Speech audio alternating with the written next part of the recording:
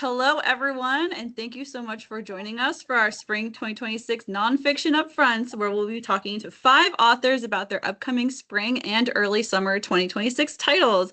I'm joining from sunny Indianapolis today for Heartland Fall Forum. So if there's any booksellers on here that are also at Heartland, make sure to stop by the Kensington table, which is 310 tomorrow and Thursday. We have a lot of ground to cover today, so in a few seconds, I will let Anne take over. But before I do, please note this session will be recorded. We'll have it uploaded to our YouTube page in the next few weeks. I'll also be moderating the chat for any questions, which if we have time, we will read at the end of this session. But we have a lot to go over, so that might not happen. So Anne, take it away, and I will quiet myself now. Hello, everybody. I am Anne Pryor. I'm the nonfiction communications manager for Kensington Books. I'm very excited to have everybody joining us, all of our speakers, and especially thank you so much, and all of our attendees. Elaine, if you can hear me, we still need you to turn on your camera and your microphone, please. And now I am going to introduce our guests. And this is going to be in alphabetical order. Elaine, who I'm hoping will turn her camera on. She's the internationally best-selling author of The Highly Sensitive Person, the groundbreaking, life-changing guide in print for nearly 30 years and translated into 32 languages. She's also the author of The Highly Sensitive Parent, The Highly Sensitive Person Workbook, The Highly Sensitive Person in Love, The Highly Sensitive Child, and she obtained her doctorate in clinical psychology from Pacific Graduate Institute and trained at the Young Institute in San Francisco. She's widely published in academic journals on research regarding both sensory processing sensitivity and, along with her husband, Arthur Aaron, the scientific study of close relationships. You can read more about her and her work at hsperson.com. John Jenkins. He is a multi-award-winning journalist, author, publisher, and entrepreneur with a specialty in partisans and power. He's written hundreds of features for major magazines in the US and abroad, including the New York Times Magazine, GQ, and the Washington Monthly. He is a 4-time recipient of the American Bar Association's Gavel Award Certificate of Merit, one of the highest awards in legal journalism. In 2012, he founded Law Street Media and turned it into the most widely visited and highly engaged law and policy site on the web. Prior to starting Law Street, Jenkins served for 15 years as president and publisher of CQ Press, the leading political science textbook and reference publisher. He's the founder of the Prose Awards and served as the chairman for 10 years from 2009 to 2019. Currently, he leads the predictive AI startup Polyscio Analytics, which he co-founded in 2022. He was born and raised in Washington, D.C., which is the backdrop for his book, The Summer of 71. He can be found online at johnajenkins.com. Next, Eve Plum is an actress, singer, painter, and entrepreneur, best known for portraying the middle daughter, Jan Brady, in the ABC sitcom The Brady Bunch. She's also appeared in the feature films I'm Gonna Get You Sucker, Blue Ruin, and appeared in the HGTV series A Very Brady Renovation period. In 2010, Plum made her New York stage debut in Miss Abigail's Guide to Dating, Mating and Marriage, followed by other notable stage productions. A talented visual artist and painter, Plum has shown and sold her works in galleries, restored and renovated homes, and launched her own line of home accessories called Plum Goods. Learn more about her at eveplum.tv. Mopreem Shakur is a solo rapper and a member of Thug Life and Outlaw Immortals, if you're smiling, a writer, producer, and performer who played a crucial role in the production, recording, and release of all of Tupac Shakur's albums, both during his life and posthumously. A crucial keeper of his brother's legacy, he's appeared and produced and consulted on Tupac Assassination, American Gangster, Who Killed Tupac, Hip Hop Evolution, Unsolved: The Murders of Tupac and the Notorious B.I.G., and Dope is Death, which premiered at the prestigious Brooklyn Academy of Music. Mopreme is currently producing a feature documentary about the influence of thug life in music, popular culture, politics, and beyond, as well as developing a video game and producing a scripted series and 3 feature films. He can be found online at Instagram at Mopreme Shakur and on Facebook at mopreme.shakur. Finally, Cheryl Thompson. She is an award-winning investigative reporter for National Public Radio, an associate professor of journalism at George Washington University, and author of Forgotten Souls: The Search for the Lost Tuskegee Airmen. She is the recipient of more than 40 journalism awards, including an Emmy and 5 national headliners, and served as reporting coach for the Pulitzer Prize-winning NPR podcast, No Compromise. During more than 20 years as a reporter for the Washington Post, she was part of teams that won 2 Pulitzer Prizes for national reporting. She served as a Pulitzer Prize juror for the investigative reporting category in 2022 and chaired the jury in 2023. She's a member of the National Association of Black Journalists, Alpha Kappa Alpha Sorority Incorporated, and Investigative Reporters and Editors, where she was elected the first Black president in 2018 and served an unprecedented 3 terms. She's also a founding and current board member of the Center for Collaborative Investigative Journalism and a member of the advisory board for the Fund for Investigative Journalism. She's currently a member of the National Press Foundation Board and the Spotlight DC Board, and a 2-time graduate of the University of Illinois at Urbana-Champaign. The daughter of a Tuskegee Airman, she is a Chicago native who lives outside Washington, D.C., and can be found online at CherylWThompson.com. Oh my gosh, you are all amazing overachievers. I need to go back to school and start all over again. A broad overview of the format. This is going to be, we're going to go in reverse alphabetical order now with questions for the group at the end, and we'll open up for attendee questions and comments. So we're going to start with Cheryl. Because we're going in reverse alphabetical order. Of Cheryl. course. Cheryl, your father was a Tuskegee Airman. When did the significance of this really sink in for you? Well, thanks, Ann, and everybody for having me. I gotta tell you, growing up in Chicago, I remember occasionally when guys would come by the house, or if we were somewhere visiting, a relative's, guys would come by. But I really didn't get it until I know this sounds crazy until I was researching the book, right? I kicked myself because now I wish, of course, I had paid more attention to what was going on around me. But it was when I started researching the book, and once I found his personnel file in the National Archives, which, by the way, was, charred because they had this big fire in 73. But that's when I think like the significance of it, like really hit me. I mean, I knew that, he loved his military service. He loved being in Italy. He talked about it all the time. But, as the only girl, I had 2 older brothers growing up, I could care less about that kind of stuff, right? And so, but when I started researching and I stumbled, one of the things I stumbled across during my research was a yearbook with the cadets in there. And I was actually looking for someone else, and I happened my eyes glanced down to the bottom of the page, and there was a photo of my dad, and it brought me to tears. It really kicked in there. That's amazing. What was your biggest revelation in talking to the families of the airmen who went missing for your book?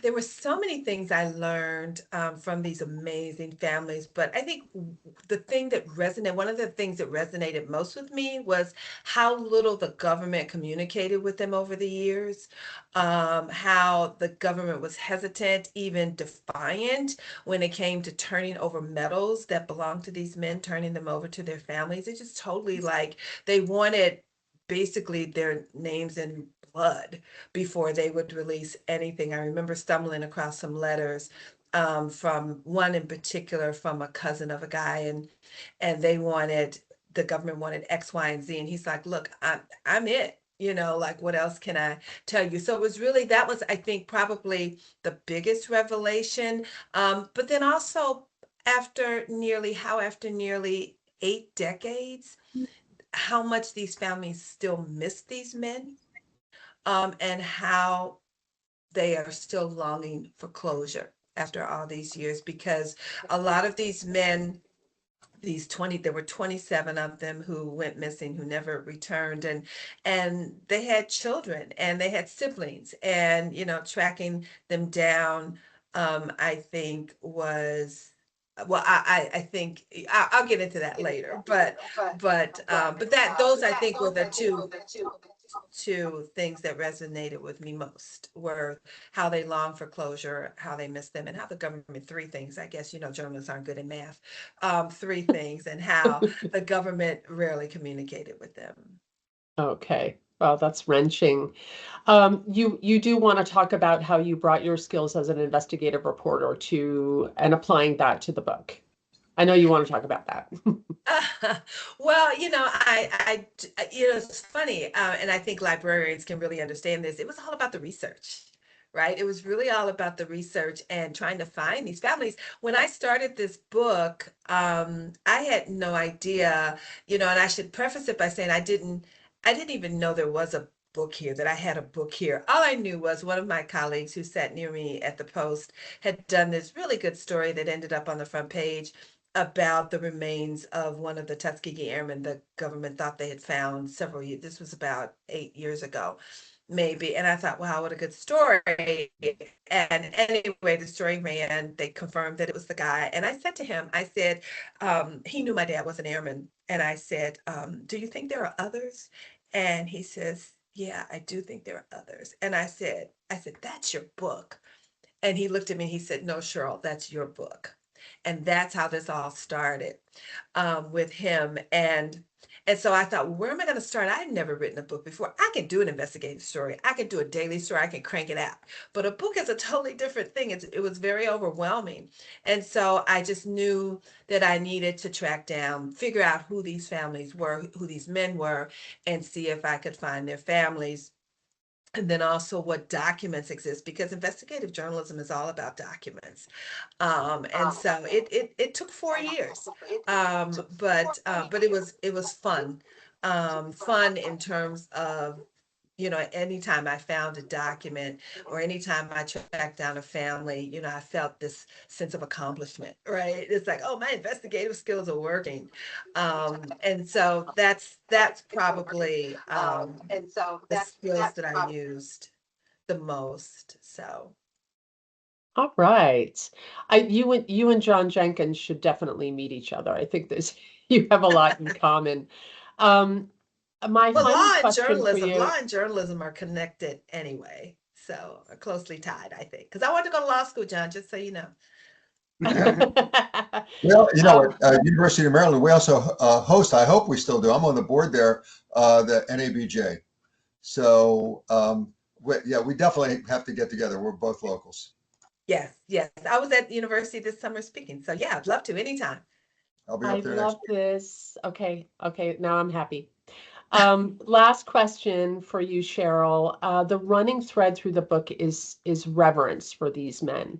Can you talk a little bit about that? And I know that relates back to your father as well. Well, another thing I learned is how disrespected these men were, during that time. We're talking 1940s, and they were so young. They were, barely out of college. The oldest one who went missing was 28. A lot of them had wives and children, and the way they were treated by what I call in the book the establishment, that would be the War Department. Some of the things I learned about how they were treated and how they really didn't want these men at all. But yet the men that I talked to, those who were surviving, and there were 4 or 5 of them, I spoke with now, they're all dead. The last one just died 2 weeks ago. Lieutenant Colonel Hardy, who I had met several times and had many phone conversations with. And the fact that these men were treated so badly because of the color of their skin, because they certainly were smarter than most who fought in that war. But the fact that they were treated so badly and they never, at least publicly, harbored any resentment. And they never once showed that they were angry, but they were. And they had every right to be. And so I think over the years, once they finally got their due and the respect they so deserve, um, I think that now people realize that these were men to be honored. They were absolutely resilient. They were remarkable. They were steadfast, and I think it is long overdue that they are now seen. Even though most of them are gone, they were around to see, to get the kudos that they so deserved. That's great. Now, for our people who have joined us, that was Cheryl Thompson, the author of Forgotten Souls, about the lost Tuskegee Airmen. It's coming out January 27, 2026. Yes, you can Um, pre-order now, though. That's right. You can pre-order now. Okay, thank you so much. Thank you, Aiden. Our next set of questions, you're welcome, is for Mopreem Shakur, the author of This Thug's Life. How do you do, Mopreem? Are you there, right? Okay, good. Greetings. Salutations, salutations. Salutations. The first question is, can you talk about the meaning of the word thug and what it means in your book? Okay, first I want to say hi to everybody. Hello, everybody.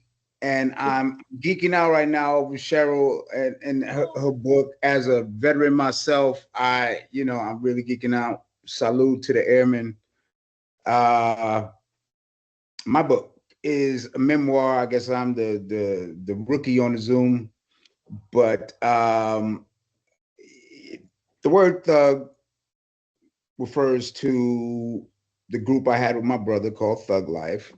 It refers to the tattoo he had on his stomach and the misconceptions of what we meant by using the word in our art. The word thug for us, Thug Life for us was a backronym. The hate you gave little infants fucks everyone, and we were young and idealistic, and at that point we weren't too far from being juveniles. So we that resonated with us. We wanted to look out for the poor and disenfranchised, especially the young Black male, which we felt was in danger. It was at the time of the crime bill, during the 90s were hot and heavy. So, we also, the Shakurs, my brother and I, we come from a background of community organizers and movements. We were raised by them people, so it was still in us. So we were trying to do our own thing. And where we were in the culture, we were dealing with many young people, a lot of young people, all races and creeds. And that thug terminology fit a lot of them because they were, the common denominator for us was economics. No matter where you are, what color, race you are, gender, if you are from one of those communities, you're treated like that, even if you're not a thug. So that's what we use to put our creativity under. All right, I did not know that that's what that acronym meant. The next question for you is, well, the book goes beyond hip hop and explores racial justice and Afrocentrism that was, as you mentioned, very central to your family going back. Can you talk a little bit more about what that activism looked like, and also what lessons you're trying to relay now about resistance, resilience, and social justice? That's a huge question, by the way. Yeah, it's all good, and it's all good. Considering the climate of things right now, it's real interesting to reflect and understand as an adult where our parents were coming from. My father was in the Republic of New Africa, Black Liberation Army, ran Revolutionary Action Movement at 16. He was in that at 16. But I realized that his generation, Afeni was a Black Panther. In that generation, though, they lived through a whole bunch of loss, a whole bunch of assassinations of major figures, of figures that our people had hope for. There was hope in the air. Martin Luther King was a nonviolent activist. The anti-war movement. My father and them worked with the anti-war movement. So there was a lot of revolution going on because it needed to be. And I just, they're gone now. I just wonder what they will be thinking right now with what's happening in this world. Yeah. Yeah. Okay, I hear that. Okay, we have a few more questions for you. For individuals who are not familiar with the groups that you're writing about, what's a good entryway into the musical catalog, whether it's a song or an album? What do you think is the first track or the first album that somebody should listen to? That's a good question. We we made a lot of material over the years. There's hard to have one song with us all on it because we were so deep, and there's like two fractions: the older guys and the younger guys. We brought up our cousins and friends, younger friends that were around at the time, so they could have an opportunity. The Thug Life album is one. Thug Life Volume 1 is the album I did with my brother. That's the older set. And When We Ride on my brother's album, All Eyes on Me. There's like 7 or 9 of us on that album. So I mean, we had a pretty thick crew. Okay, I have these down. I know them both. I need to revisit them. Here's another question. Some people may say that this is a yet another Tupac biography or memoir. What's fresh and meaning? What's the fresh perspective that you're bringing here? Obviously, your family, so I want to hear it from you too. Well, this is true. My brother's an iconic figure, but I also come from an iconic family. So the other side of the coin is my father's story. My father was on the FBI's 10 Most Wanted list while we were in high school. He's a well-respected revolutionary leader, Dr. Matul Shakur, as well as a doctor. And a lot of people don't know that part of the story. They only know the Pac, the Pac, the Pac. They don't understand how we're related. Often through the years, I would get that question: How y'all related? How you ain't Pac's brother? And I explain all that because we have different mothers. But we don't have step. All my brothers and sisters, that's my brother, that's my brother. We don't have this, half that.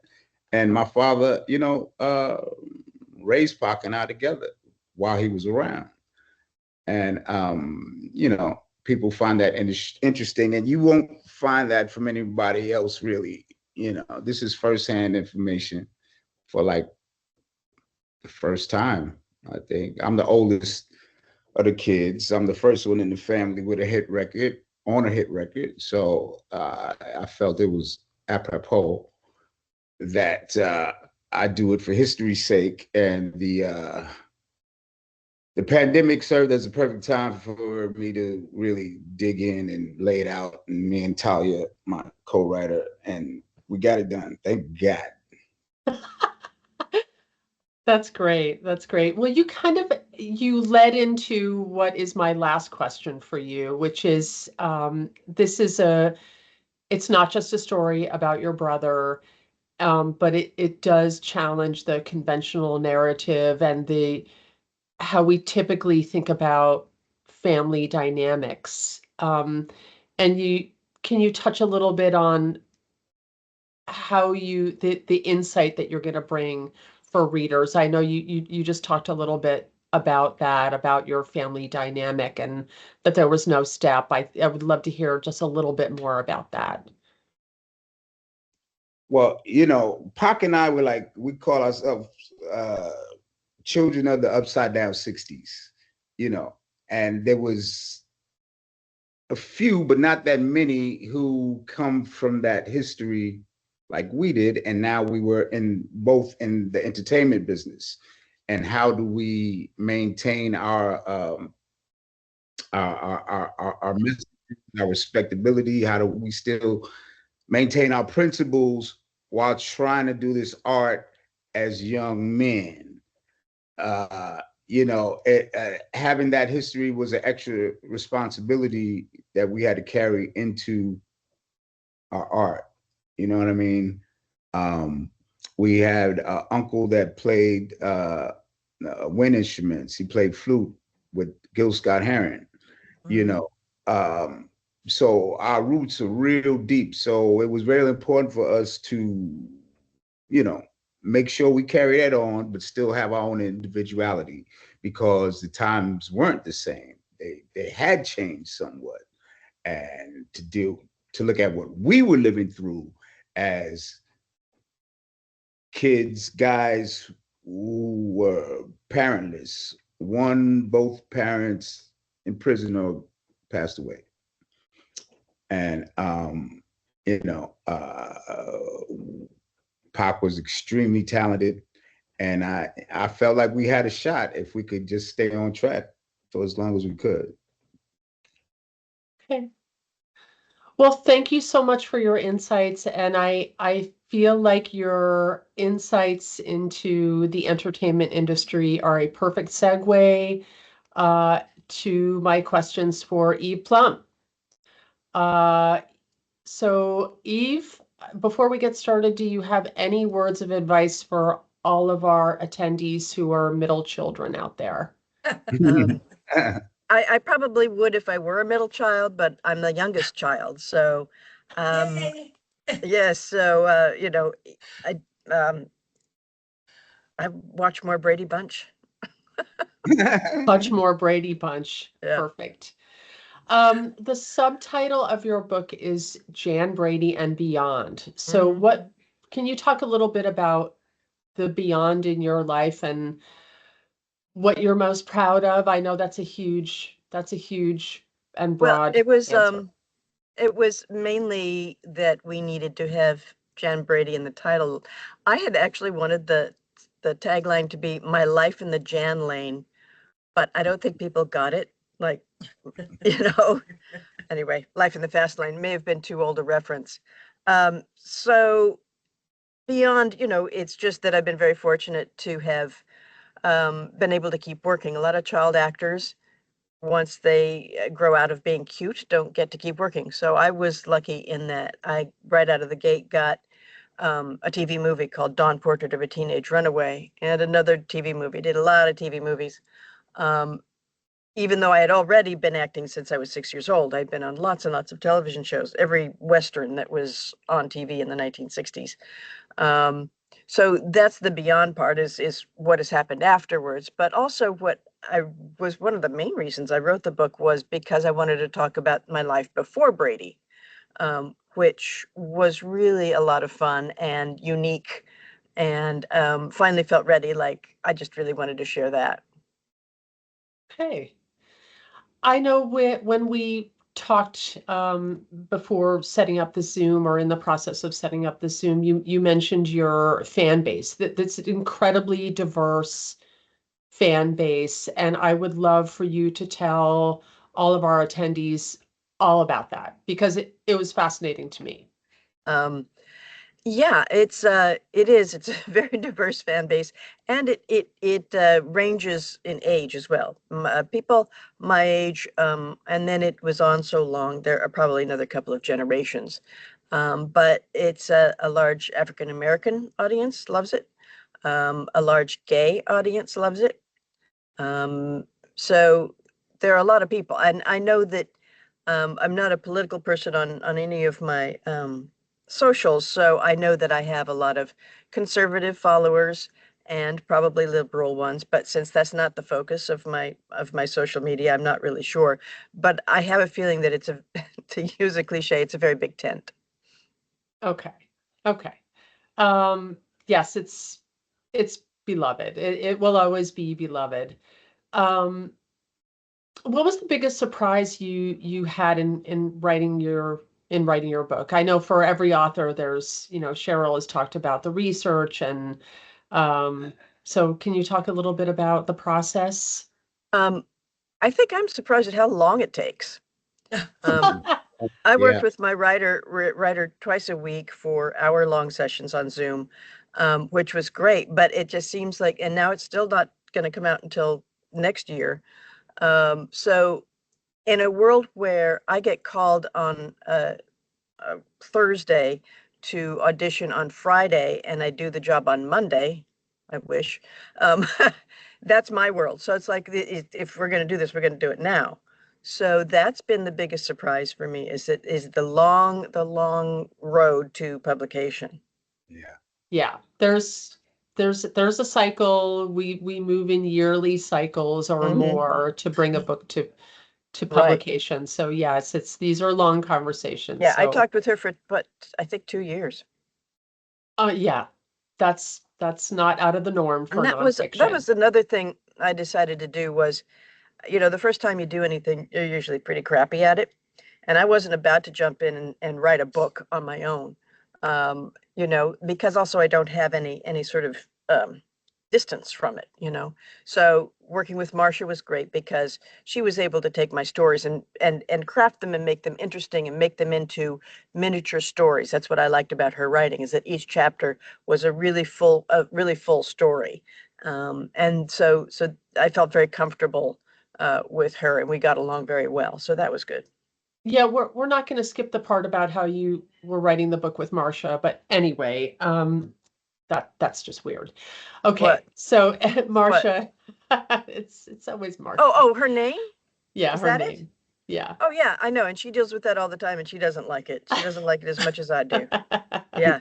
So, yeah. Um, so my last question for you is about chapters in your life. We have clearly defined chapters, and I think that your book also, is structured in that way. What advice do you have for people who are, ending and beginning new passages in their lives?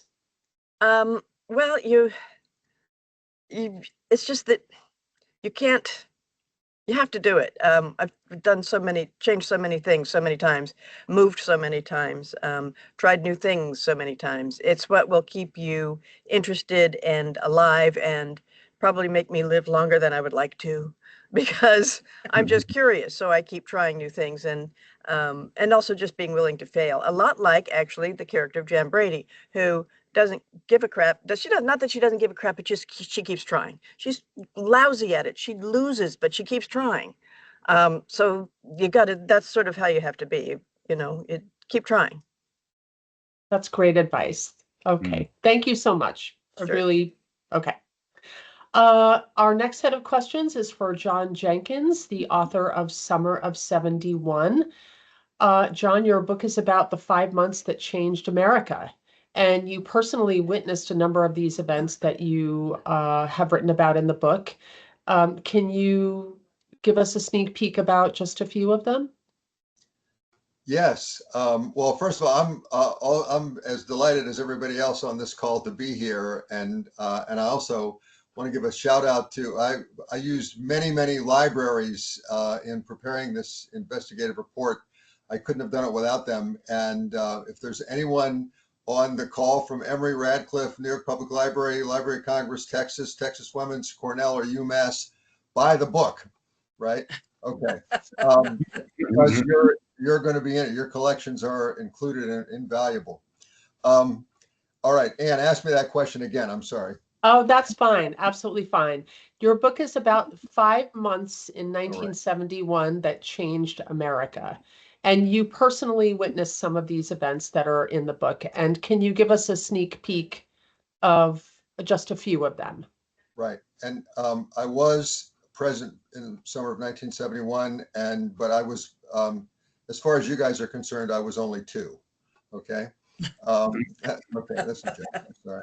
So I started my career as a reporter in Washington in 1971. In the summer of 71, I was an intern at what is now Bloomberg.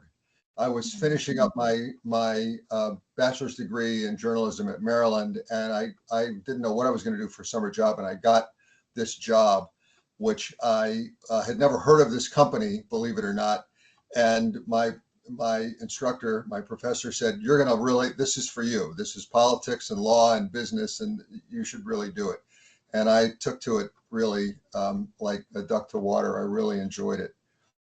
In August of that year, and I was being sent out on any assignment that any other reporter in the newsroom didn't want to do, or we didn't have somebody to cover. And in August of that year, President Nixon imposed wage and price controls and tariffs, just like today. And so, and everyone had gone, as anyone that works in Washington knows, in August, the entire city goes on vacation, except I was working in the newsroom. And so on the morning of August 16th, 1971, I was told that I needed to go to the White House and cover the news conference of Nixon's wage and price controls. And that was really one of the highlights of that summer for me. I stayed with that company for 23 years, and I really had a blast. So I witnessed the events, beginning with the thing about the summer of 71 that everyone needs to understand is when you think of Nixon and you think of his presidency, most people think of Watergate. That was summer of 1972.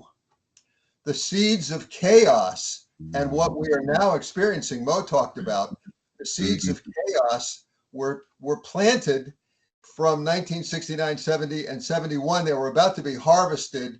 And then, of course, Watergate happened, and Nixon didn't get to do what is now happening in Washington. But he was going after his enemies. He was doing exactly the kind of autocratic behavior that we're seeing now from the White House. And that's part of this book, but it's not the whole book.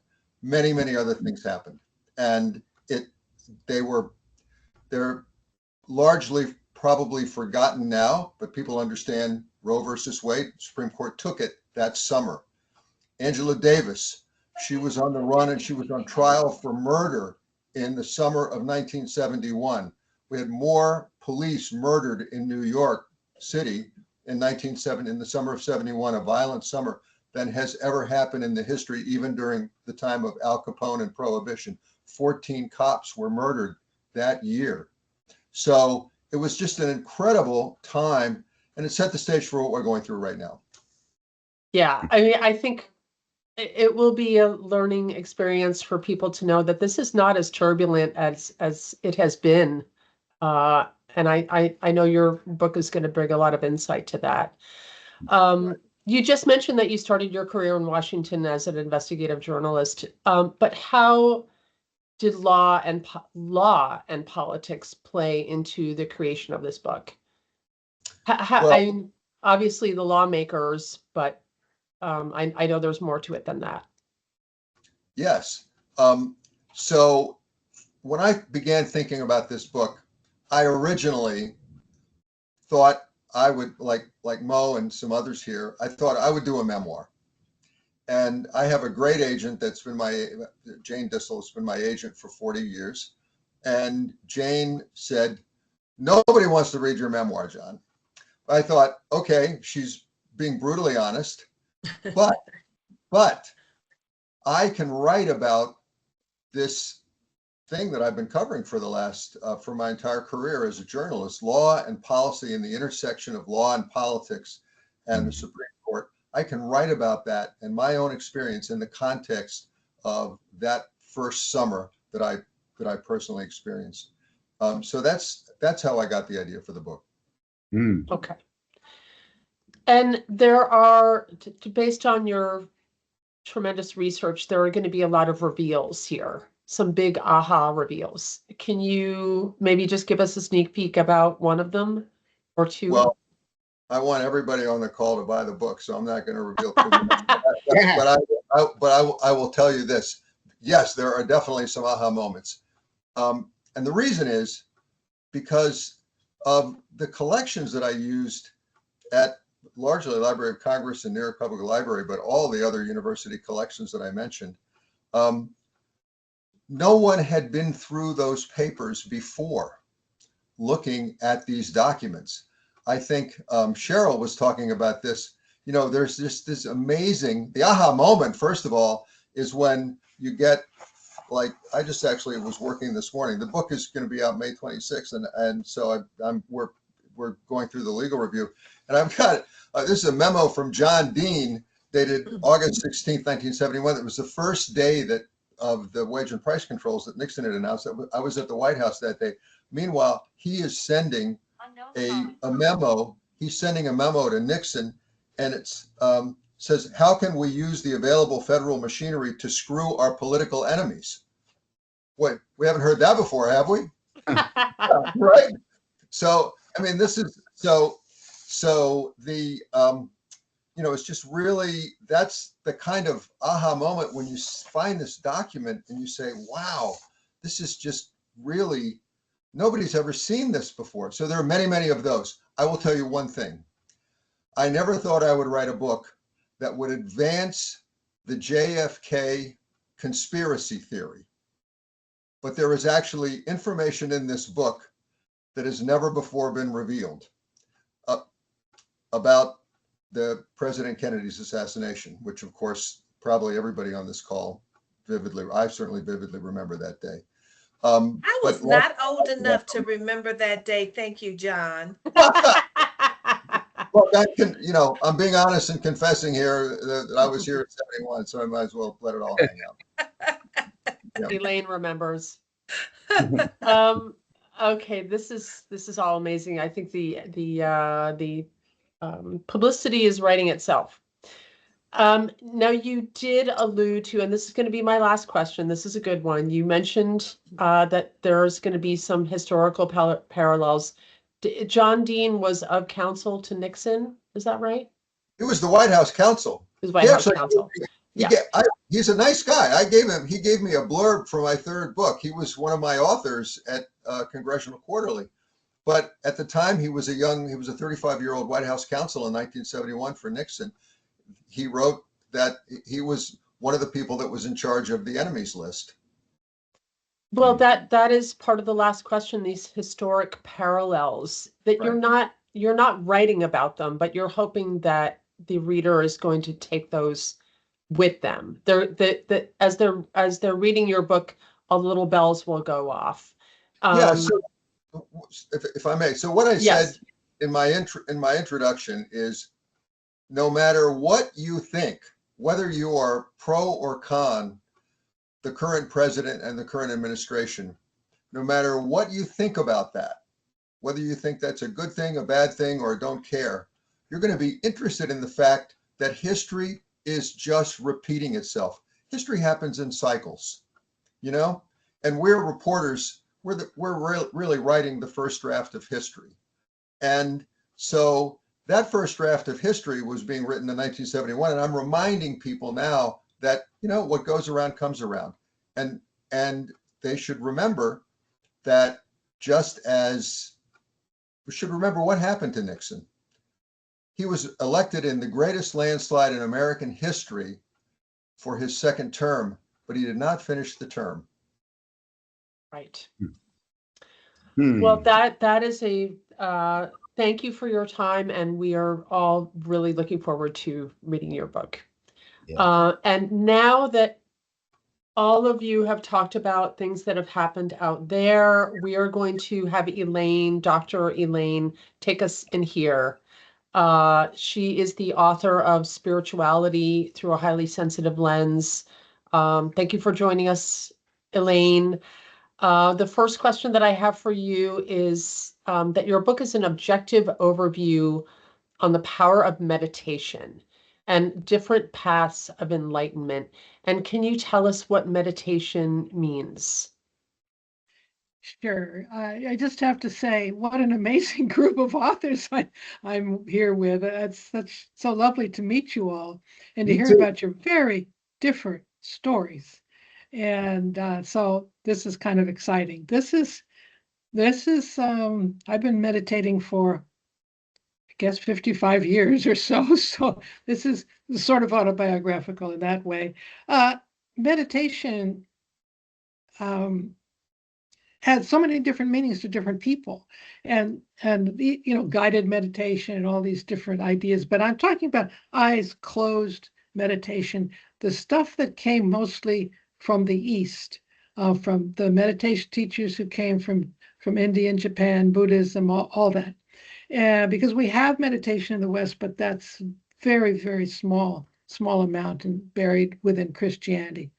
So, and always these teachers were coming with one purpose, which was to enlighten people. The purpose of meditation has always been enlightenment. And that's something that people don't know right there. And there are several kinds of meditation, and they can be understood as different ideas about how to reach enlightenment, because obviously there hasn't been an enormous amount of success of people reaching enlightenment.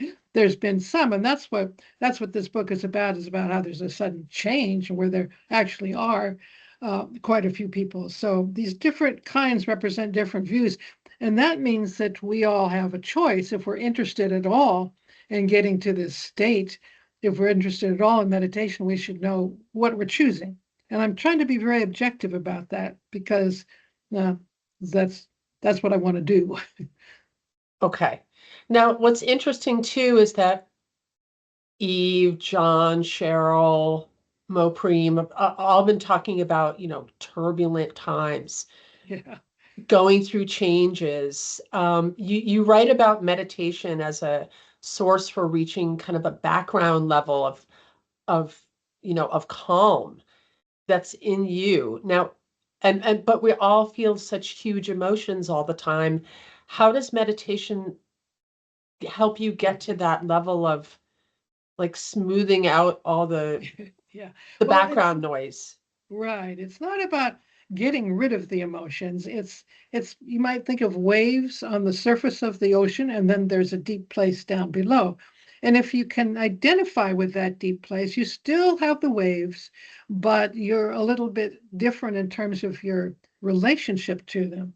And the brain is able to do that. It's able to develop a coherent state upon which thoughts and feelings happen. But it doesn't happen automatically, that coherent state. That has to be developed. So you go in and get into it, and then you come out and you keep doing that until that coherent state is there. So the brain's able to do it, but we have to train the brain to do it. Train the brain. Okay. You wrote in the book that your book is like an adolescent dragon. Now, that is an amazing visual, and tell us what you mean by that.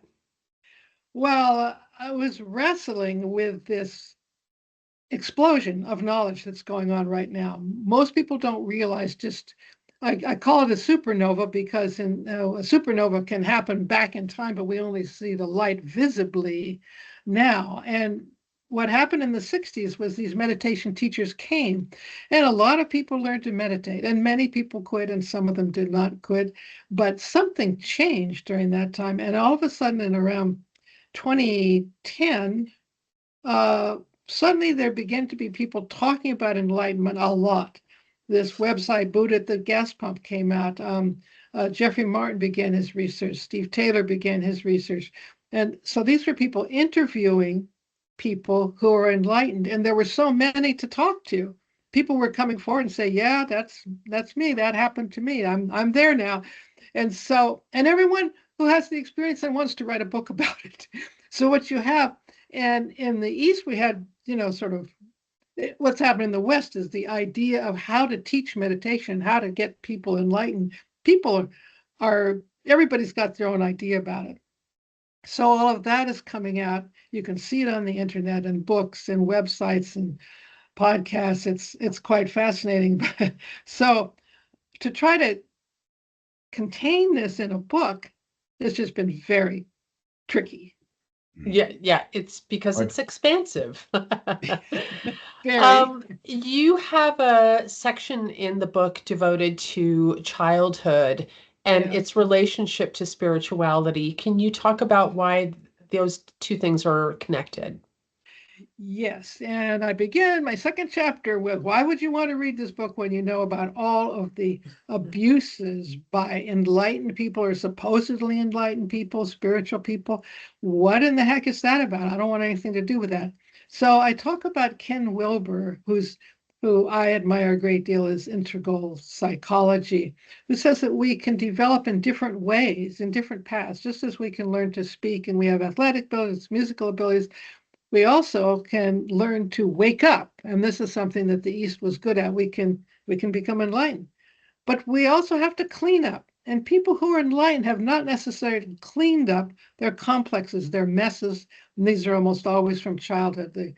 I give one example of Martin Buber, his I Thou book, which is really, if you look back, his mother abandoned him, and that made him quite obsessed with connection.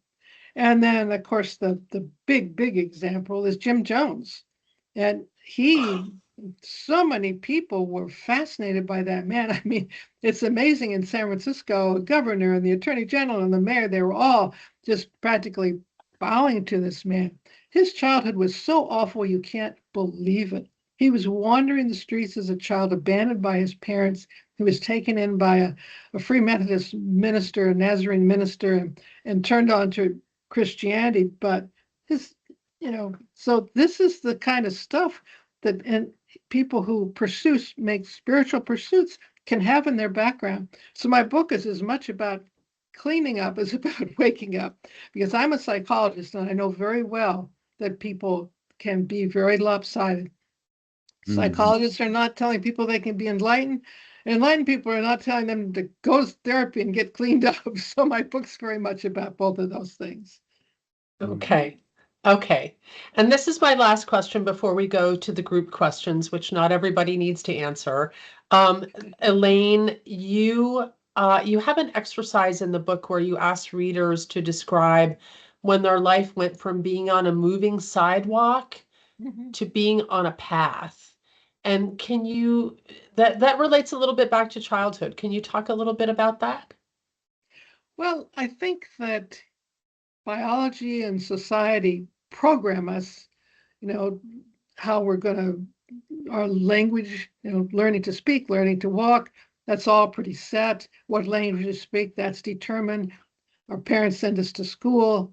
We learn how to do something that contributes to society. Then our reproductive urges kick in and we find a mate and we have children and raise the children and maybe help with the grandchildren, and then we retire and then we die. And that's the sidewalk. It's like a moving sidewalk in an airport. The goal is to get to the end, but sometimes people step off and they go and choose something else. And that doesn't mean that they leave the destination altogether, but maybe they decide, well, I'm not going to contribute to society. I'm going to sail around the world. My grandson's contemplating that right now. Or I'm not going to have babies. I'm going to adopt children and raise them instead because there's more needy children. Maybe I'm just going to go off and meditate and become a monk or a nun.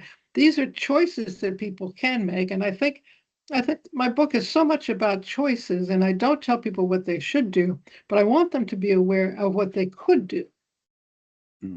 So fascinating. Thank you so much. This is really amazing food for thought for all of us. I'm just going to put some questions out to the group. no particular order, just go if you want to answer. You don't all have to answer them. So the first question is, many of our attendees work for libraries and independent bookstores. So tell us what libraries and bookstores mean to you, your first memories, how have they impacted your life then or now? The floor is open. If anybody wants to take it.